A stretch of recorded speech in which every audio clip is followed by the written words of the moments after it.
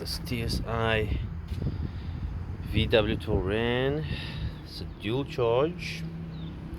That means supercharge over here and over there. Turbocharge pipe actually, and this is a supercharger pipe there, but there is another pipe inside there. Anyways, it's got a rattle and startup, and while driving you're going to check it out and diagnose the problem.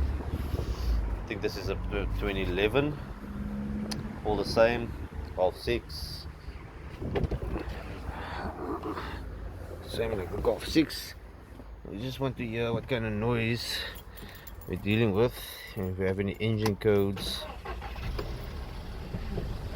You already hear a rattle of the start, and yes, we have an engine light, so that means we gotta do a diagnostic. Engine light staying on, yes, permanently illuminated. Got a bit of a rattle here. We did kind of pre-diagnose it, but you know what, let's try and see what's wrong here.